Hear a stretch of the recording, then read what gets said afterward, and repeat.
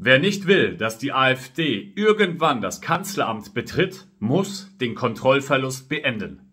J.D. Vance, der US-Vizepräsident, ist seit der Münchner Sicherheitskonferenz eher negativ bei den europäischen und vor allem deutschen Politikern in Erinnerung geblieben.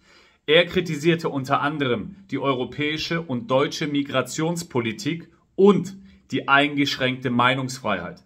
Er warnt davor sogar jetzt mittlerweile vor dem zivilisatorischen europäischen Selbstmord. Dazu gleich ein Video, unter anderem aber auch, was hat Corona damit zu tun und welche Reaktionen von deutschen Politikern auf seine Ansprache und vor allen Dingen auch, was sagt Alice Weidel dazu. Dies und mehr in diesem Video.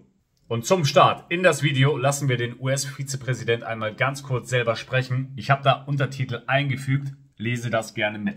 Europe is at risk, I think, of engaging in civilizational suicide. They are unable to or unwilling, too many countries, to control their borders. You see them starting to push back against that, and good, that's a good thing.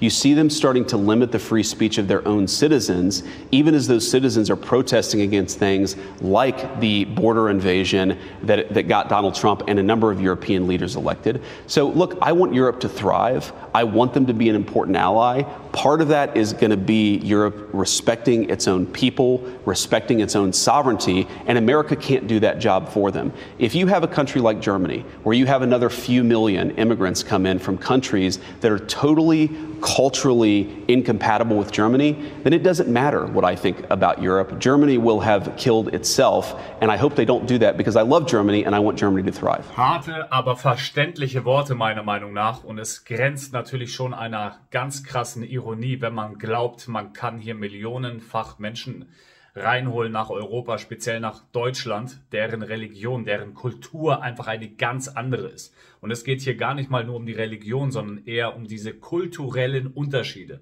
Und das ist nämlich ein ganz großes Problem. Allerdings herrscht auch hier natürlich Kritik von deutscher Seite aus ihm gegenüber und da wollen wir jetzt drauf eingehen.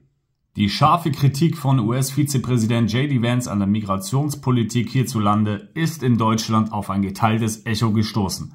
Vance hatte gesagt, er wolle, dass Europa gedeihe. Aber wenn in einem Land wie Deutschland Millionen Einwanderer aus Ländern einreisten, die kulturell völlig unvereinbar mit Deutschland sind, sei es egal, was er denke.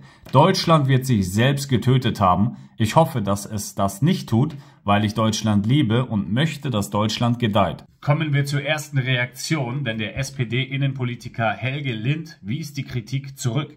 J.D. Vance sollte sich weniger mit Alternativen und mehr mit realen Fakten beschäftigen. Nicht Kulturkampf, sondern konkretes politisches Handwerk ist auch in Bezug auf Migration gefragt. Fakt ist, dass deutsche und zum Teil auch europäische Maßnahmen im Rahmen eines ganzheitlichen Ansatzes zur Senkung irregulärer Migration und Ordnung von Zuwanderung insgesamt wirken. Ich glaube, ich habe mich gerade verhört, in welcher Welt lebt so ein Mensch. Und jetzt allerdings wird es noch besser. Die Zahl der Asylgesuche in Deutschland sei so niedrig wie nie innerhalb der vergangenen 10 Jahre. Das Corona-Spitzenjahr ausgenommen. Die USA sollten darauf achten, dass sie sich nicht unter einer Politik der kulturellen Abschottung, zivilisatorischen, ökonomischen und wissenschaftlichen Selbstmord begehen, denn sie sind der Tech-Branche wie auf Zukunftsfeldern insgesamt auf Kräfte aus kulturell fernen Regionen zwingend angewiesen. Sehr interessant, die Tech-Branche auf jeden Fall, die Big Five regieren die Welt, sagt man auch so schön. Und ich möchte jetzt auf das Stichwort Corona kurz eingehen. Weil, wenn du dich erinnerst, es ist mittlerweile 5 Jahre her und damals hätte man irgendwas Schlechtes darüber gesagt, wurde es gleich zensiert bzw. gleich so ein Video auch gelöscht. Aber du musst dir das mal reinziehen, wenn du dich daran erinnern kannst. Damals 1G, 2, 3G, das bedeutet, wenn du irgendwo in Deutschland einen Kaffee trinken gehen wolltest oder ins Restaurant oder in einen Kinobesuch, dann musstest du vielleicht einen Impfnachweis haben, dann musstest du dein Perso vorzeigen, dann musstest du einen aktuellen Test vorweisen. Und jetzt stell dir mal vor, wie krass das zu der Zeit war in Bezug auf Migration. In was für einer Welt leben wir bitte? Wenn du einen Kaffee trinken wolltest in Deutschland zu Corona-Zeiten, musstest du dich ausziehen sozusagen, alles vorweisen, damit du da reingehen kannst. In Deutschland. Aber wenn ein sogenannter Flüchtling oder Fachkraft über die deutsche Grenze kommen wollte, konnte der das ohne Papiere einfach machen. Ja, wie krass ist denn das bitte? Also das finde ich so heftig, wenn man mal darüber nachdenkt, in was für einem Zustand wir hier überhaupt gelebt haben und aktuell immer noch leben. Also da lass mir mal deine Meinung dazu da. Aber 5 Jahre sind vergangen und auch der BND hat es natürlich schon längst geleakt. Es liegt seit Tagen und seit Wochen schon vor. Ich habe gezielt aber kein Video darüber gemacht. Es ist schon lange bekannt gewesen und damals wusste es die Frau Merkel schon, dass das kein Naturphänomen war, sondern gezüchtet in China in Wuhan. Und das ein Laborunfall war. Und trotzdem haben sie uns so schikaniert und unsere Kinder und auch die Alten, ihr habt es gesehen, wie sie damit umgegangen sind und das Volk untereinander leider auch. Und dazu hier ein Video von der Frau Weidel, was sie dazu sagt. Sie haben es alle gewusst und sie haben gelogen. Und wozu ich auffordere, ist Folgendes. Diese Leute in Verantwortung, sie sollten auf Knien um Vergebung bitten, was sie euch angetan haben, was sie den Menschen angetan haben. Auf Knien um Vergebung an die Verstorbenen, die alleine in den Seniorenheimen sterben mussten, um Vergebung bitten. Lass mir mal unbedingt deine Meinung jetzt dazu da. Also dieses Kapitel der deutschen Geschichte werde ich zumindest nicht vergessen. Wir kommen zurück zu den Reaktionen deutscher Politiker in Bezug auf den J.D. Vance, denn auch die linke Vorsitzende Ines Schwertner verwahrte sich gegen die Vorwürfe aus Washington. J.D. Vance sollte sich mit Kritik an Europa zurücknehmen. Die USA betreiben selbst eine schädliche Zollpolitik, die Grenzen sollen mit einer Mauer geschlossen werden, Oligarchen bestimmen das Geschäft. Wir stehen weiter für das Asylrecht und den Humanismus, egal was der Vizepräsident äußert. Zu dieser Thematik, wie die USA mit ihren Flüchtlingen sozusagen umgeht, habe ich ein Video abgedreht. Das kannst du dir am Ende des Videos, ich werde es hier verlinken, auch anschauen. Auf Widerspruch verzichtete allerdings die Frau Sarah Wagenknecht. Natürlich ist die unkontrollierte Migration ein bis heute ungelöstes Riesenproblem für Deutschland. Politisch und sozial, sagte die Dame von der BSW. Die Migrationspolitik ist ein Spaltpilz, der die Gesellschaft polarisiert.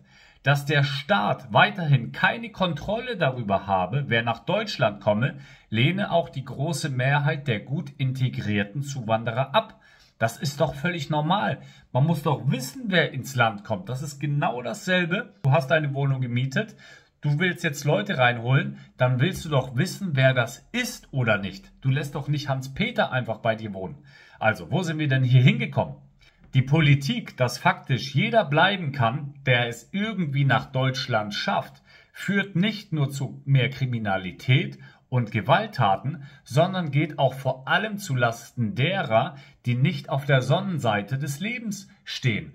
Und dazu aber auch hier nochmal ein Kurzvideo von der Frau Wagenknecht, was sie zu der Regierung oder zur zukünftigen Regierung sagt. Hör dir das mal an.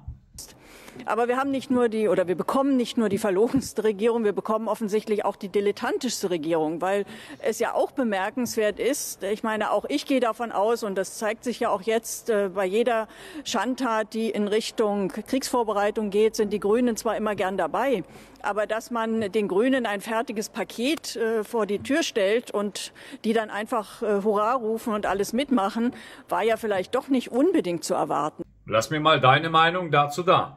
Die Folgen der unkontrollierten Migration richtet sich gegen die untere Hälfte der Bevölkerung, also auch gegen viele Migranten selbst, sagte Wagenknecht. Und wer nicht will, dass die AfD irgendwann das Kanzleramt betritt, muss den Kontrollverlust beenden. Und jetzt zum Ende des Videos kommen wir zur Reaktion von AfD-Chefin Alice Weidel, denn sie stimmte den J.D. Vance zu. Die Kritik von US-Vizepräsident Vance trifft leider voll ins Schwarze. Die ganze Welt erkenne inzwischen den selbstzerstörerischen Charakter der deutschen Migrationspolitik. Und auch in Deutschland wird der Unmut trotz aller propagandistischer Bemühungen immer größer. Je lauter die Kritik jedoch wird, desto autoritärer wird das staatliche Vorgehen gegen die Kritiker. Das Migrationsdesaster und die Erosion der Meinungsfreiheit sind staatlich orchestrierte Angriffe auf die Grundfesten unserer freiheitlichen Gesellschaft. Das müssen wir beenden, sagte Frau Weidel. Und die Union, Grüne wie auch FDP äußerten sich nicht zu dieser Kritik aus Washington. Naja, ist ja auch kein Wunder. Wenn dir das Video gefallen hat, lass dem Video spätestens jetzt einen Daumen nach oben da, deine Meinung und auch gerne ein kostenloses Abo. Aktiviere die Glocke, damit du kein Video mehr verpasst. Und dann freue ich mich schon auf das nächste Video, wenn du wieder reinschaltest. Ich bin sehr gespannt, was die nächsten Tage hier noch passiert. Und wir werden sicherlich in naher Zukunft einiges Spannendes und teilweise sehr viel Negatives hier sicherlich leider erfahren. Wir bleiben stabil, wir bleiben dran. Bis zum nächsten Video. Der Markus.